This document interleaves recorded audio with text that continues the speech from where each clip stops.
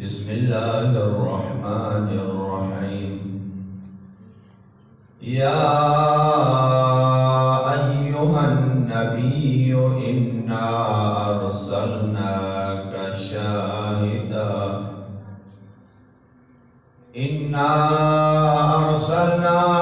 شاهدا ومبشرا ونذيرا وداعيا إلى الله بإذنه وسراجا منيرا. اللهم صل على محمد وآل محمد.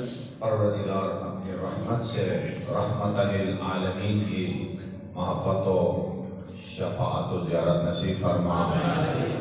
رب ذوالجلال بانیان محفل اور حاضرین محفل کے توفیقات خیر میں برکت عطا فرما. پروردگار اپنے رحمت سے راہ مدینہ و راہ مکہ و کربلا اور نجف مومنین اور عشاق اہل بیت کے اوپر باز فرما. پروردگار اپنے رحمت سے وارث کائنات وارث پیغمبر اسلام یوسف زہرا کے ظہور میں تعجیل فرما. الہی آمین. قوم کی قبولیت اور آپ کی سلامتی کے لیے صلوات بلند آواز میں اللهم صل على محمد وآل محمد وعجل فرجا. میرے دوست احباب جنہوں نے اگر آج کسی کی ٹی وی کے سامنے کوئی ضروری مصروفیت ہو تو وہ بھی تشریف لے جا سکتے ہیں. بیوی کے سامنے اگر کوئی مصروفیت کسی کی ہے تو وہ بھی تشریف لے جا سکتے ہیں. اور کسی کہیں شادی میں اگر شرکت کرنی ہو تو وہ بھی میری طرف سے تشریف لے جا سکتے ہیں. اگر اہل خانہ سے چھٹی کم ہی کی ہے تو وہ بھی تشریف لے جا سکتے ہیں. امتحان ہے یہ آپ کے لیے.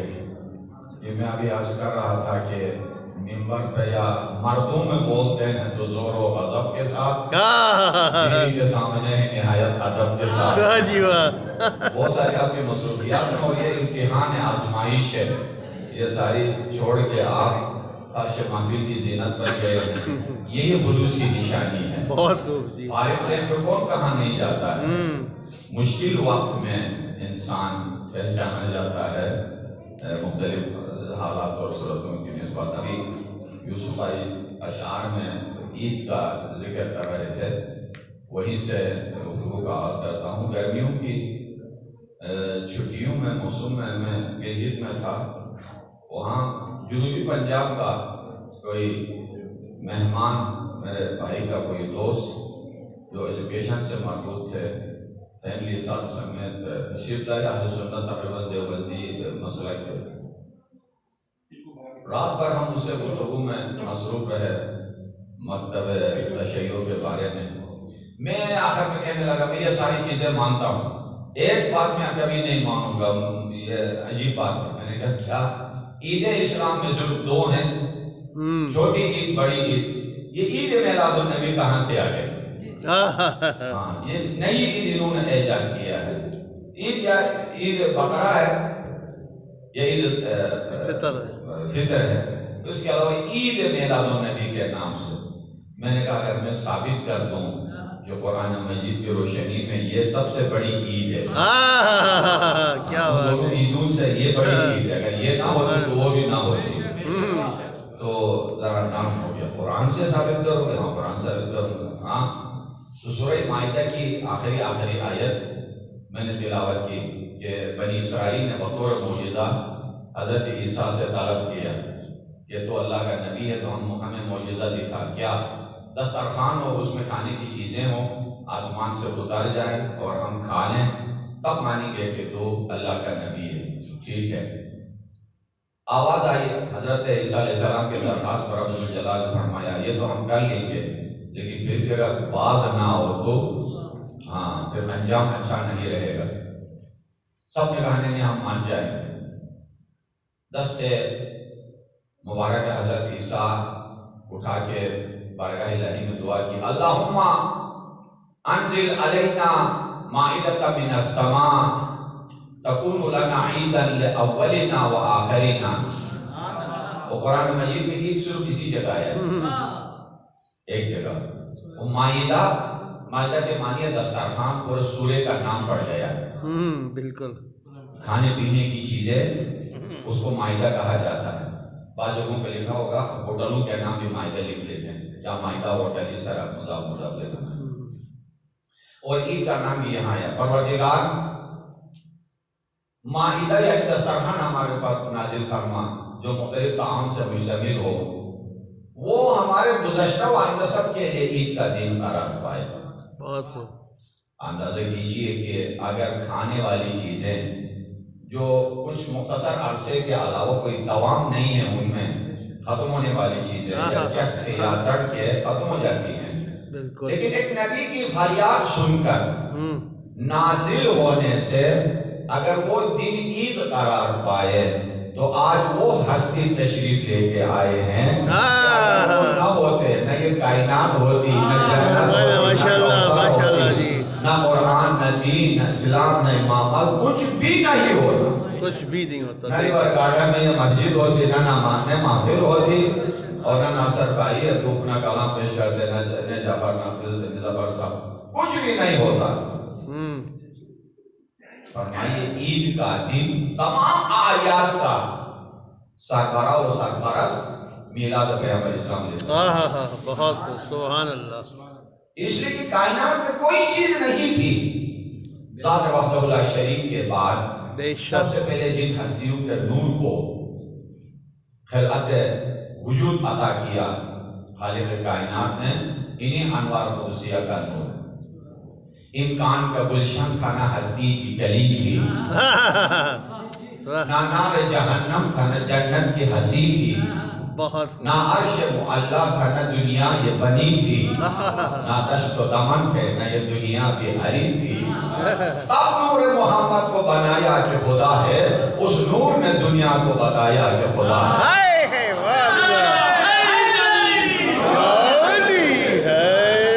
نور نے دنیا کو بتایا کہ خدا ہے۔ اور چونکہ امام جعفر صادق علیہ السلام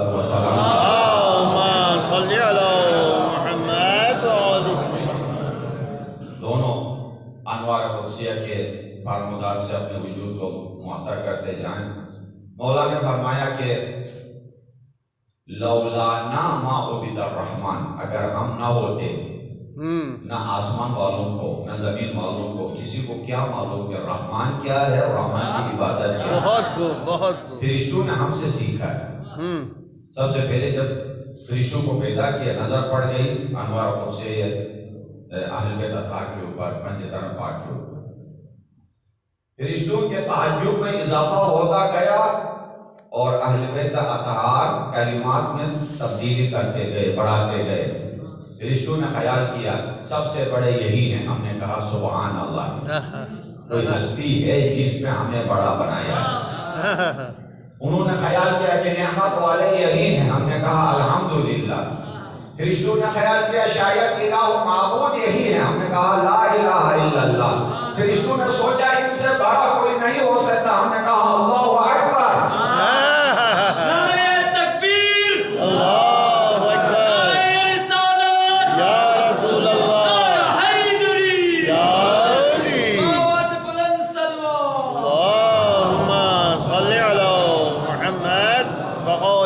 محمد عجل فرجہ۔ یہ سالوات نہیں ہوتا ہے، صلوات ہوتا ہے، صلوات، صلوات کے ساتھ انشاءاللہ اس طرح کی چیزیں ٹھیک کراتے جاؤ تو نئی زندگی گزر جائے گی۔ آپ کو کبھی ٹھیک ہونے والے نہیں ہیں، اس لیے کہ اگر میں حدیث قصہ کے اوپر تشریح کر کے آسمان کے ستارے اتار دوں تو واہ واہ کر کے آپ آسمان کے ستاروں کو بھی ہٹا دیں گے۔ بعد میں آغا شیخ جواد صاحب ہمارے اگر آپ سے کہیں کہ اسی حدیث کو جو صاحب صاحب نے تشریح کی ہے، شاہ صاحب، حاجی صاحب ذرا صحیح قرائت کیجیے، تو سب ہاتھ جوڑ کے معذرت خواہی پہ ہوتا ہے۔ یہ مسئلہ بہت مشکل مسائل، چلے آج جشن کا دن ہے، ان مسائل کی طرف نہیں جاتے ہیں۔ لولانا، اگر ہم نہ ہوتے کائنات میں کوئی وجود نہ ہو۔ کسی یہودی نے پوچھا، علامہ طباطبائی نے تفسیر المیزان میں ذکر کیا ہے کہ آپ مسلمانوں کا دعویٰ ہے کہ 100 لاکھ انبیاء کے اوپر جو معجزے تھے، کرشمے تھے، سارے کے سارے آپ کے نبی کے اوپر اکٹھے حاضر ہیں۔ تو میرا سوال ہے، یہودی نے مولا سے پوچھا، ہاں پوچھو۔ تو حضرت آدم کو فرشتوں نے سجدہ کیا، آپ کے نبی کو کہاں سجدہ کیا؟ بس اس چیز میں آدم بڑھتا رہے، بالاتا رہے۔ اچھا ہوا کہ باب علم و حکمت سے سوال ہوا، ورنہ کوئی اور کے لیے جو دروازے سبحان اللہ۔ تو فرمایا کتنا عرصہ سوال میں سجدہ کیا ہوگا؟ ایک لمحہ، کیونکہ اظہار اطاعت کا ایک رمز تھا۔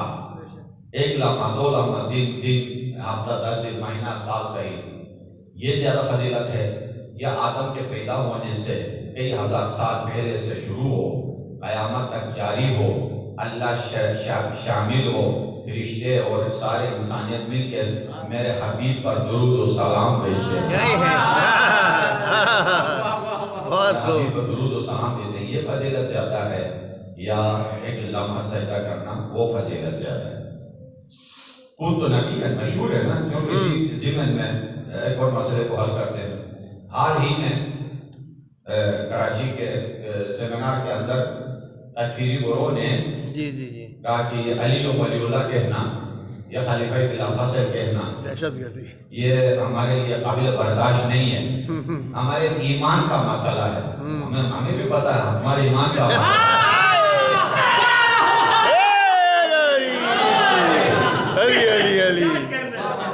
ایمان کا مسئلہ تمہارا حال ہو چکا ہوتا تو یہ حالات یہاں تک نہیں آتے۔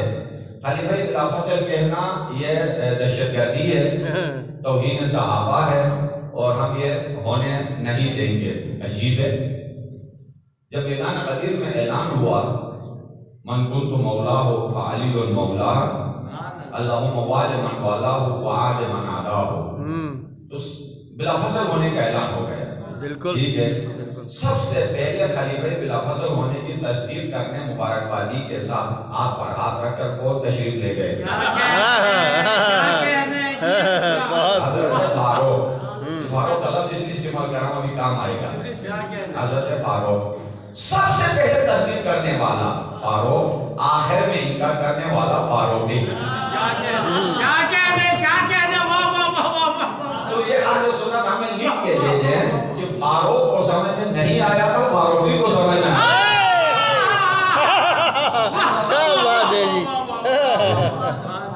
تو لہذا سب سے پہلے فیصل آباد کے ایک مولوی نے کہا کہ 25 سال کے بعد، پیغمبر اسلام کے وفات کے 25 سال کے بعد علی کو خلافت مل گئی۔ یہ اے شیعو 25 سال تمہیں نظر نہیں آتا ہے جو کہتے ہو بلا فصل؟ اب اس جاہلانہ جملے سے کتنے لوگوں کے ذہن کو انہوں نے خط سے ہٹا دیا ہوگا، صراط مستقیم سے ہٹا دیا ہوگا۔ لوگ کہیں کہ ہاں یار، عثمان کے وفات کے بعد علی خلیفہ بن گئے، یہ بلا فصل کیوں کہتے ہیں؟ الحمدللہ اس کا جواب ہمارے بچے کو اس منبر حسینی کی برکت سے یاد ہے کہ عقل کے بندوں نہیں، عقل کے اندھو، جس فاصلے کی بات کرتے ہو وہ حکومت علی ہے جو ان کی جوتی کے ٹھوکر پر ہے، جو بلا فصل ہے وہ ولایت علی ہے۔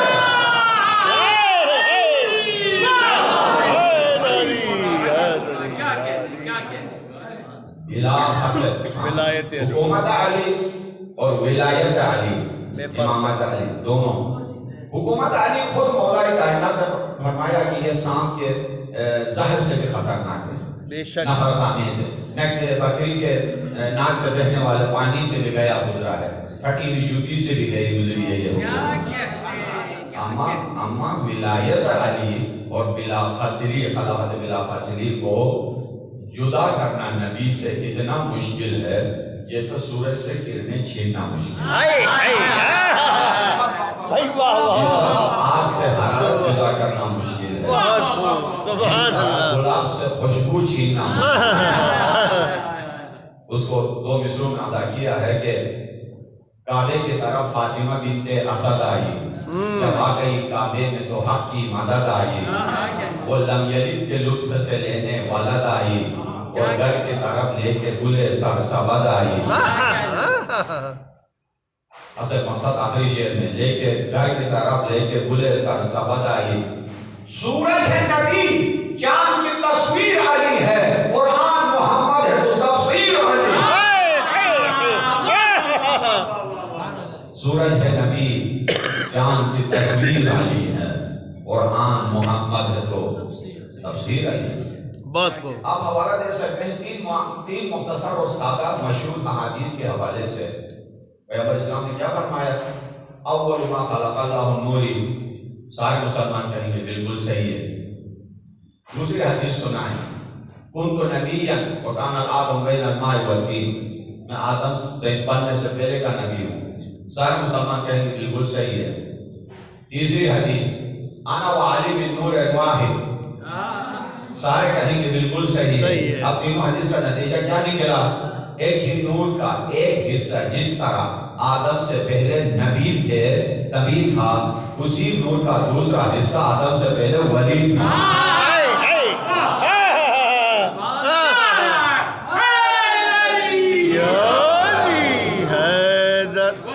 لہذا جو دہشت گردی سے قرار دیتے ہیں وہ خود دہشت گرد ہیں خدا انہیں عقل عطا فرمائے سمجھ لیں کہ اپنی حقیقت کو اپنے حقانیت کو مزید اس سے زیادہ ظاہر نہ کر ان ارسلناک شاہدا و مبشرا و نذیرا ایک اور فضیلت بیان کروں اور مزید گفتگو کو آگے بڑھا لوں کسی نے مولا کائنات سے پوچھا کہ کیا پیغمبر اسلام کی فضیلتیں ہم شمار کر سکتے ہیں مولا نے فرمایا نہیں کر سکتے کیسے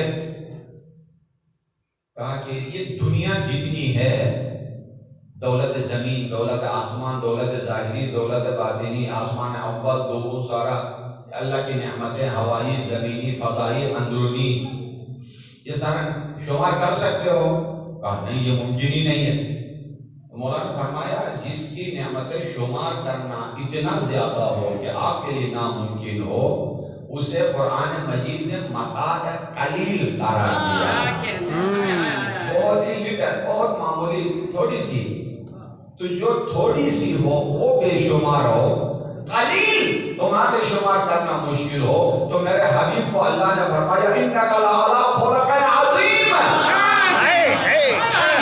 قلیل اگر تم حساب نہ کر سکو تو عظیم کو کیسے شمار کر سکو یہ وہ نعمت ہے اس ہستی کو جب اللہ نے بھیجا انا ارسلناک ہم نے تمہیں بھیجا ہے یہاں سے گفتگو ذرا بلندی کی طرف بھیجا انہیں جاتا ہے مثلا آپ نے خط لکھا اپنے بھائی کو بیٹے کو خط کے پیچھے لکھا المرسل ظفر نحوی ٹھیک ہے المرسل پیچھے بیٹے کو خط لکھا اگر وہ میسام گھر میں ہی ہوتے تو المرسل ہو جاتا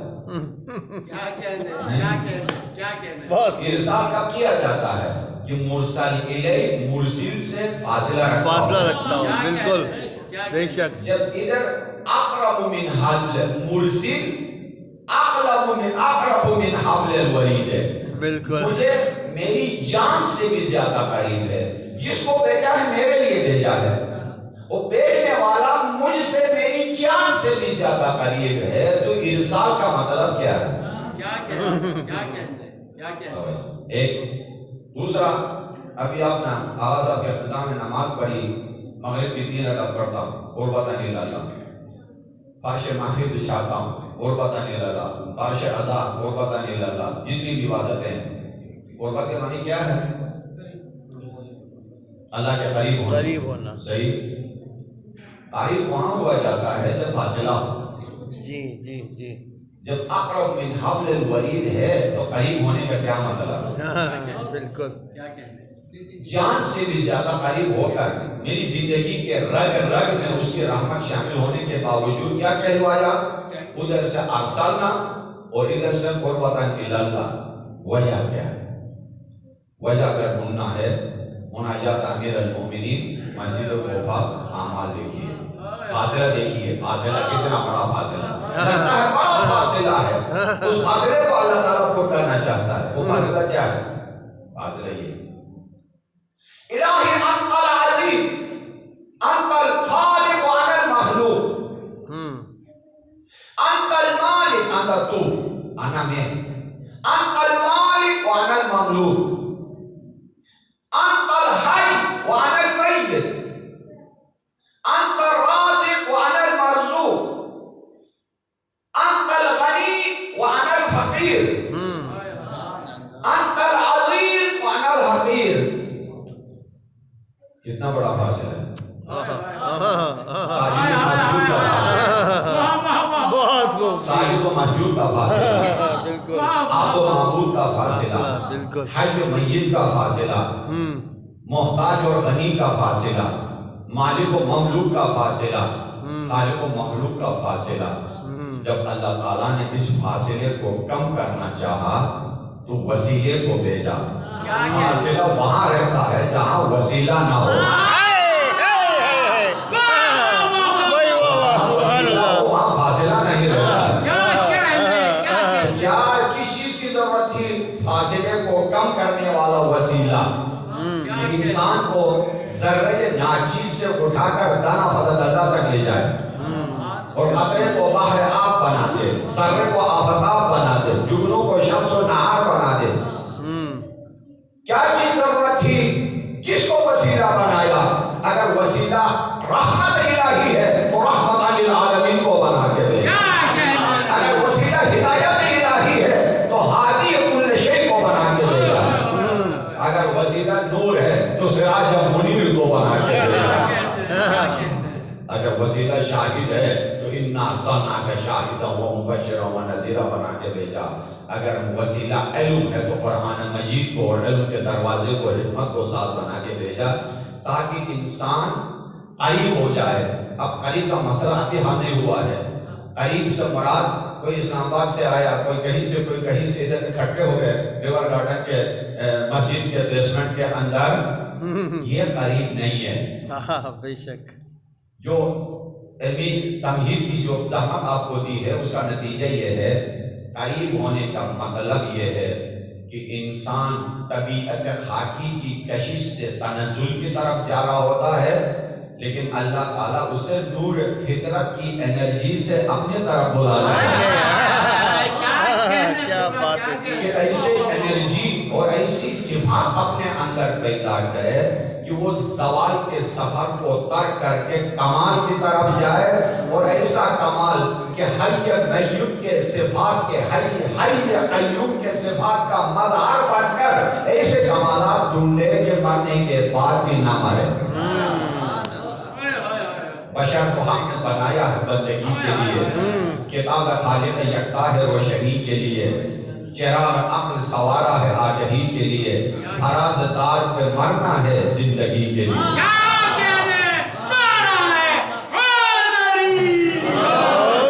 فراز دار پہ مرنا ہے زندگی کے لیے، یہ کمال ہے۔ علم حاصل کرو گے باکمال رہو گے، عدالت کے خواہاں ہو تو باکمال رہو گے۔ یہ کمال قرب الہی ہے، ترک دنیا قرب الہی ہے۔ کائنات میں زندہ ترین مثال کربلا سید الشہداء کا انقلاب، کہ جتنا حب دنیا دل سے جاتی گئی اتنا ہی عشق الہی میں اضافہ ہوتا گیا۔ 72 لاشوں کے بیچ الہی ترکت الخلق طرا فی ہواکا وایتمت العیال لکی اراکا لئن قطعتنی فی الحب اربا لما حن الفؤاد الی سواکا۔ اے پروردگار، میں نے تیرے لیے دنیا کو ترک کیا، بچوں کو یتیم کر ڈالا ہے، تیرے عشق میں اگر ٹکڑے بھی ہو جاؤں تو میرا دل ایک مرتبہ تیرا ہو چکا ہے، تیرا ہی رہے گا۔ یہ ہے قربت اللہ۔ اس سے آگے بڑھے انسان ہونے کے ناطے اس سے زیادہ قرب حاصل نہیں کر سکتا۔ صلوات پڑھی جو بلند آواز سے۔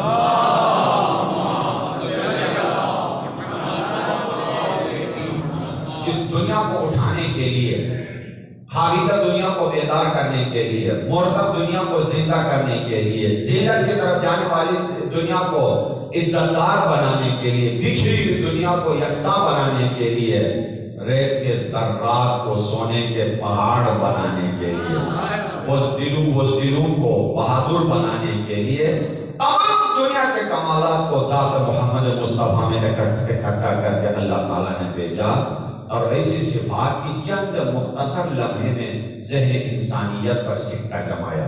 علامہ اقبال نے کہا اس قدر عجلت سے تو روئے زمین پر چھا گیا، اس قدر عجلت سے تو روئے زمین پر چھا گیا، فلسفی چکرا گئے تاریخ کو غش آ گیا، تاریخ کو غش آ گیا۔ اجلت یعنی مختصر مدت۔ حضرت نوح علیہ السلام نے تبلیغ کی 950 سال، مسلمان کتنے ہو گئے؟ 80 آدمی۔ تاریخ کی کیلکولیشن میں غلطی ہو سکتی ہے لیکن کشتی گواہ ہے، کشتی گواہ، اس میں زیادہ تر 80-100 آدمی آئے ہوں گے کیونکہ جانور بھی تھے، راشن بھی اور سارا کچھ تھا ادھر۔ 950 کیلکولیشن کیجئے گا، 10 سال میں ایک آدمی مسلمان ہوا ہے۔ اور میرے اور آپ کے حبیب نے جو 23 سال کا عرصہ گزرا، ان میں سے 13 سال تو مکی زندگی میں سیاسی اور اقتصادی اور مذہبی بائیکاٹ میں گزرا۔ مدنی 10 سال زندگی میں 84 جنگیں بھی لڑی، اس کے باوجود بھی ذہن انسانیت اور حکومت جمانے میں کامیاب ہو گئے۔ وہ کون سی سیاست تھی جو ایسے کرنے میں؟ اس کو چند مصروں میں ہم نے پیش کیا ہے۔ جس کو اللہ نے بھیجا دل بیدار کے ساتھ، جس کو اللہ نے بھیجا دل بیدار کے ساتھ، وہ تبسم سے ملا منزل دشوار کے ساتھ۔ راہ میں ان کی اگر خار بچھا دیتا کوئی، اس کو بھی گل میں بدلتا تھا بہت پیار کے ساتھ۔ راہ میں ان کے اگر خار بچھا دیتا کوئی، اس کو بھی گل میں بدلتا تھا بہت پیار کے ساتھ۔ سنگ دل شخص کے بھی دل میں اتر جاتے تھے،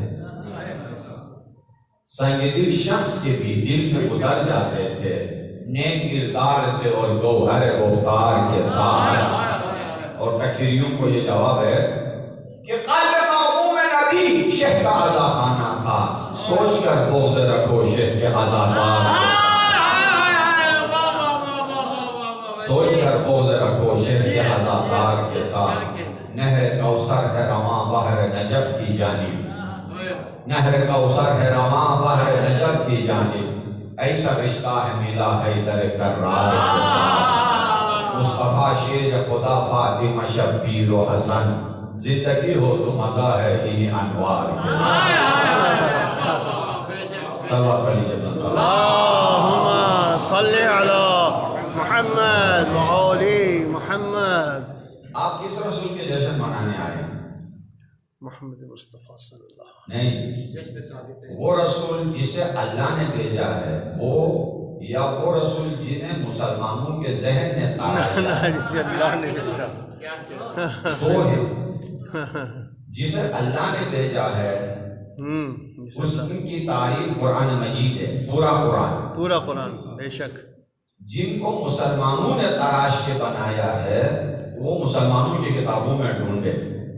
دونوں میں کیا فرق ہے؟ دونوں میں کیا فرق ہے؟ فرمائیں۔ جسے اللہ نے بنا کے بھیجا ہے وہاں بھی عقل انسان دنگ رہ جاتی ہے کہ اتنا بڑا، اور جسے مسلمانوں نے تراش کے بنایا ہے وہاں بھی انسان حیران ہے کہ اتنا چھوٹا۔ بہت خوب، بہت خوب، بہت خوب۔ جسے اللہ نے رسول بنا کے بھیجا ہے وہ جبرائیل سے بھی اوپر، عرش اعلیٰ کا سفر کرنے والا، سورج کو پلٹانے والا، کنکرے اٹھائے تسبیح پڑھانے والا، اور ان کے صدقے میں انبیاء کو نبوتیں ملنے والا۔ لیکن انسانوں نے جب دیکھا یہ بھی ہماری طرح شادی کر رہا ہے، ہمارے میں ایک بیوی ہے کہ تو 9 بیویاں ہیں، صحیح ہے، کھاتا پیتا ہے، اٹھتا بیٹھتا ہے، سوتا ہے، بس یہ ہم جیسا۔ عجیب ہے، نہ سمجھ سکے حقیقت محمدی کو، اسی لیے کہنے لگے لست مرسلا، تو رسول ہی نہیں ہے۔ لا الہ الا اللہ، انک لمجنون، انک لساحر، مجنون ہے، دیوانہ ہے، جادوگر ہے، ساحر ہے۔ نہ دل ٹوٹا، نہ پیشانی پہ شکن آیا، نہ ان کے الفاظ کے کنکرے سے شیشے دل کو کریک آیا، نہ فیض آباد بلا کیا، نہ ان کے بیل کو لوٹا، نہ ان کے ٹائر کو آگ جلائی، آگ لگا دی، نہ ان کے خلاف بینر لگایا، بلکہ ہاتھ اٹھا کے فرمایا میرے رب انہم لا یعلمون، انہم لا یعلمون، یہ نہیں سمجھتے ہیں، انہیں بخش دے۔ شکن پیشانی پہ اس لیے نہیں آیا کہ مکے کے اوباش لوگوں نے کہا تو نبی نہیں ہے، اوپر سے آواز آئی میرے حبیب اصبر علی ما یقولون، حوصلے سے کام اس لیے کہ انہوں نے نہیں بنایا ہے، انا ارسلنا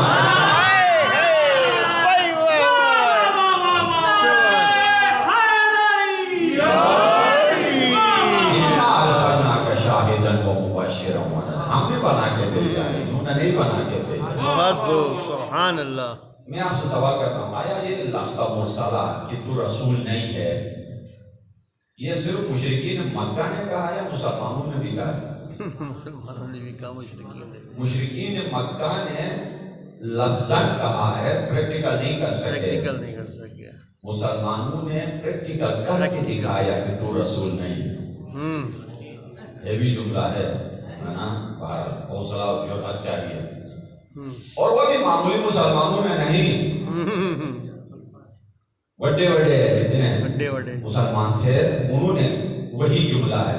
کافروں نے کیا کہا انک لمجنون، اور مسلمان نے کہا ان ھذا الرجل لا یہجر۔ کیا فرق پڑ گیا؟ بالکل۔ اگر مسلمان لست مرسلہ نہ کہتے، جیسا اللہ نے بنا کے بھیجا تھا، جیسی اطاعت ان کی کرنی چاہیے تھی، اگر اسی طرح کی ہوتی تو آج نہ 72 فرقے بن جاتے، نہ جہنم بن جاتی، نہ زہرا کو دربار میں حاضر ہونے پر مجبور کیا جاتا، نہ امیر المومنین کا حق خلافت غصب ہوتا، نہ جنگ جمل ہوتی، نہ کربلا ہوتی، نہ بنی امیہ منبروں پہ آ جاتے، نہ صفین ہوتی، نہ ازواج میں سے کوئی گھر سے باہر نکلنے پہ مجبور ہو جاتی، نہ کسی کے راستے میں کتے ان کے استقبال کر جاتے۔ یہ لست مرسلہ زبانی نہیں، پریکٹیکل کر کے دکھایا، ورنہ نبی کو ہونے کے بعد سارا معاملہ ختم تھا۔ بے شک بے شک۔ اسلام خطرے میں ہے، جن کے بارے میں کچھ کہنے سے آپ کا ایمان خطرے میں ہے، جان کے خطرے میں ہے، خود ان کا اسلام کے خطرے میں ہے۔ کیسے؟ آیت پڑھ رہا ہوں آپ کے سامنے، فَلَا وَرَبِّكَ، اللہ تعالیٰ نے تقریباً کوئی 80 جگہوں پر قرآن مجید میں قسمیں کھائی ہیں، اور سب سے ٹاپ وہ ہے جو رب کی ذات سے قسم کھائے۔ لا یؤمنون، یہ لوگ مسلمان نہیں ہیں، مومن نہیں ہیں۔ اب یہ نہ مشرکین کے بارے میں ہے، نہ ہندو کے بارے میں ہے، نہ یہود و نصارہ کے بارے میں ہے، جو مسجد میں سامنے بیٹھے ان کے بارے میں، یہ مومن نہیں ہیں۔ کب مومن ہوں گے؟ شک حتی یحکموک فیما شجر بینہم، اپنے آپس کی باتوں کے ثالثی کے لیے تجھے حاکم بنا دے۔ حاکم بنانا کافی ہے؟ کہا نہیں۔ ثم لا یجدوا، دوسری شرط، لا یجدوا فی انفسہم حرجا مما قضیت، تیرے کیے ہوئے فیصلے پر ذرہ پر شک بھی نہ ہو۔ شک بھی نہ ہو، بھائی واہ واہ واہ واہ۔ مسئلہ حل ہے، مومن ہو گئے؟ کہا نہیں۔ ثم یسلموا تسلیما، سر تسلیم تھام کریں چاہے ان کا نقصان میں صحیح، بے شک۔ تب مومن ہے۔ کس پہ یہ شک پائی جاتی ہے؟ کیا بات ہے جی، بہت۔ کوئی جرأت ہے کسی کی؟ مسلمان نہ ہونے کی نشانی بہت ساری، بہت زیادہ۔ احترام دیکھیے گا، احترام رسول، سورہ حجرات دیکھیے، یا ایھا الذین آمنوا لا تقدموا بین یدی اللہ ورسولہ، ایمان والو اللہ و رسول کے حکم کے فیصلے سے ذرہ پر آگے نہ جانا، آگے نہ جانا، پیچھے رہنا۔ ایک یا ایھا الذین آمنوا لا ترفعوا اصواتکم فوق صوت النبی، ان کی آواز پر ذرہ پر آواز اونچی نہ کرنا، کہیں تمہارے اعمال حق نہ ہو جائے۔ حق یعنی ڈیلیٹ، تمہارے اعمال جب ڈیلیٹ ہو گئے اشارہ کفر کی طرف، کافر ہو جاؤ گے۔ نہ آواز اونچی کرنی ہے، نہ قدم آگے بڑھانا ہے، ورنہ گئے تمہارا کام گیا۔ صحیح۔ جب جنازہ امام حسن مجتبیٰ کو واپس لایا گیا روضہ رسول سے اور بقیع میں جا کے دفنایا، کسی نے سوال کیا سید الشہداء علیہ السلام سے، آپ نے شہزادے کو کیوں نہیں دفنایا روضہ رسول پر؟ مولا نے فرمایا ہم دفنانے نہیں لے گئے تھے، ہم زیارت کروانے گئے تھے، زیارت کروانے نہیں لیا۔ تو پوچھا گیا مولا سے آپ دفنانے کیوں نہیں لے گئے تھے، کیوں نہیں وہی دفنایا؟ کہا وہاں دفنانا جائز نہیں ہے۔ کیوں؟ اس لیے کہ قرآن نے منع کیا ہے، لا ترفعوا اصواتکم، ایک اور روایت کا الفاظ یہ ہے وہاں روزہ رسول یعنی رسول کے سرانے پہ کلہاڑی مارنا حرام ہے۔ میں اشاروں میں بتا رہا ہوں، وارث نبی کو نہیں دفنایا، فرزند رسول کو نہیں دفنایا۔ اس قرآن کی آیت کی رعایت میں اور لوگ فخر کر رہے ہیں کہ دنیا میں سب سے افضل ترین وہ دو ہیں جو کہ دائیں بائیں دفنائے گئے ہیں۔ کیا نبی نے فرمایا تھا کہ میرے بعد ان کو دفناؤ میرے بغل میں؟ کار حرام کام پر جو عصیان رسول بھی ہو، عصیان قرآن بھی ہو، قرآن کی مخالفت کر کے فخر کر رہے ہیں کہ دنیا کے سب سے افضل ہے۔ شرم بھی نہیں آتی ہے؟ فرزند رسول کیا فرماتے کلہاڑی مارنا حرام ہے۔ روزے رسول اور ان کے سرانے کی ارد گرد میں جب تک آدمی کی قبر بنائی جا رہی ہوتی کتنا شور غل مچتا ہے، کتنی کلہاڑیاں اور ہتھوڑیوں سے اور بیلچوں سے کام لیا جاتا ہے، قبر کی دیواریں بنانے تک دفنانے تک کتنا۔ مولا نے فرمایا ہم یہ نہیں کرنا چاہتے تھے اور یہ اجازت نہیں ہے، اسی لیے ہم نے اپنے بھائی کو زیارت بھی نہیں کرانے دیا، واپس کر دیا۔ اس سے کیا ملا پیغام آپ کو ملتا ہے؟ کس کا اسلام کتنا باقی رہتا ہے؟ صلوات پڑھ لیجیے بلند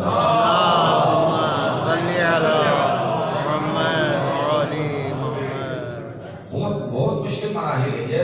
میں درخواست کل پرسوں جب کوثر کے اندر علماء کانفرنس میں نے یہی سارا کھول کے بتایا کہ ہم ممبر پہ جا کے وہابیوں سے تکفیریوں سے جتنا تقیہ کرتے ہیں اس کے سے زیادہ اپنے عوام سے تقیہ کرتے ہیں۔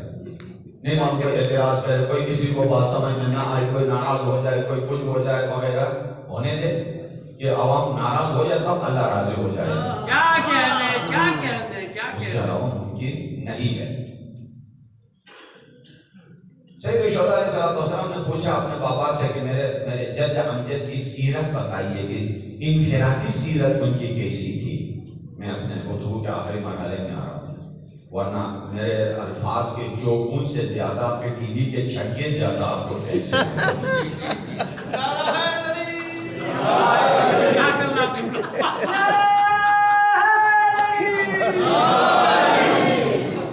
اب تک نہیں معلوم کتنی دفعہ مجھے آپ ہاؤس کر چکے ہوں، لیکن پھر بھی میں نے آپ کو گراؤنڈ کے اندر رکھا ہے تاکہ جس میں محفل کے آبرو اسی کے اندر رہے۔ کیا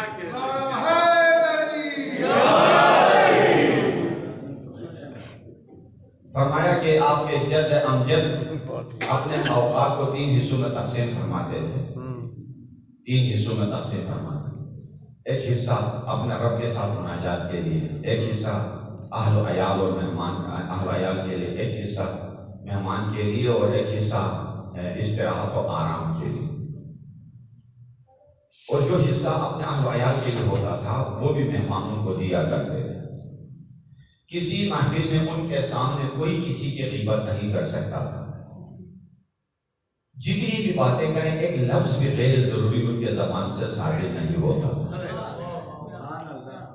اگر ہزاروں کا مجمع ہوتا سب پر نظر کرم ایسا برابر ہوتا کہ ہر کوئی یہ خیال کرتا تھا کہ پیغمبر اسلام صرف مجھ سے بات کرتا ہے، سب پر برابر نظر، سب کی باتیں سنیں۔ اب میں کبھی ادھر دیکھ رہا ہوں کبھی ادھر دیکھ رہا ہوں، سینہ میرا آپ کی طرف ہے، چہرہ ادھر ہے، یہ سیرت کے خلاف ہے۔ پیغمبر اسلام اگر کسی کی طرف رخ کرتے پورا سینہ موڑ کے بات، پورا سینہ ادھر موڑ کے بات، پورا ادھر۔ مسجد قباء میں تھے، افطار کا وقت ہو گیا، روزہ دار تھے پیغمبر اسلام، اور نماز کے بعد اعلان کیا کوئی ہے آپ مجھے افطار کرائے؟ تو اصحاب کرام میں سے ایک صحابی جا کے گھر سے جلدی شہد کے دودھ کے اندر شہد ملا کے لے گیا، پیش کیا، زبان مبارک رکھ کر ذرا سا گونڈ کر کے واپس کر دیا کیا کہ میں نے ایک چیز مانگی تھی، تو دو چیزیں لے کے ہے یا اللہ، کیا تو نے اپنے حبیب کو کبھی دیکھا ہے کہ ایک آن میں دو چیزیں کھائیں؟ یعنی صحابی سے افطاری مانگنے کا مطلب کیا ہے کہ ہماری سیرت اور پیغمبر اسلام کی سیرت میں کتنا فاصلہ آیا ہے۔ ہم پہلے سحری کا سوچیں گے، چھوڑے یار سحری کے لیے کچھ نہیں، یہ روزہ نہ رکھو، پھر افطاری کا صبح سے سوچنا شروع کریں گے، افطار کی بھی شرکت ہو، مثلا قضا و قضا، اور کچھ ڈیٹ ایکسپائر شدہ، کچھ نہیں شدہ، ساری چیزیں آپ کے سامنے۔ وہاں نہ افطاری کا سوچا ہے، نہ سحری کا سوچا ہے، صرف روزے کا سوچا ہے، صرف رب کا سوچا ہے۔ بے شک ہم پہلے رزق کا سوچتے ہیں، رازق کا نہیں، انہوں نے پہلے رازق کا سوچا۔ کیا بات ہے جی۔ تو واپس کر دیا کہ یہ میں اتنے نوش نہیں کر سکتا ہوں۔ فرمایا اس مدینے کے ارد گرد اطراف میں، دیہاتوں میں، شہروں میں کوئی ایسا غریب مسکین محتاج ہو جو مجھ تک اپنی آواز پہنچانا چاہتا ہو، نہ پہنچا سکے، تم میں سے اگر کوئی اپنی آواز مجھے پہنچا دے، صراط مستقیم پر رب الجلال اسے ثابت قدم رکھے۔ لا الہ، یعنی ایک ہوتا ہے فاعل خیر۔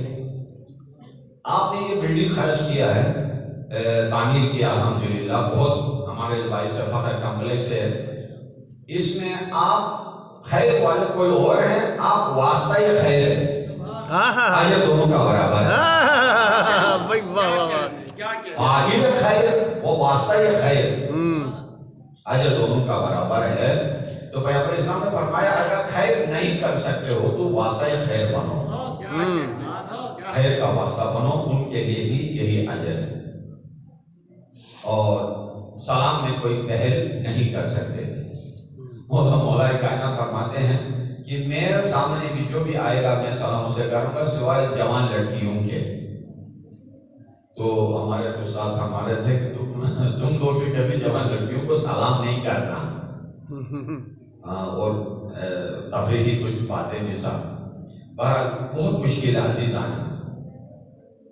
بچہ بیمار ہو ہم نماز نہیں پڑھ سکتے ہیں، زلزلہ آئے نہیں پڑھ سکتے، مہنگائی ہو، آفس سے آگے دیر ہو گئی نہیں پڑھ سکتے، بہت ہی ہو تو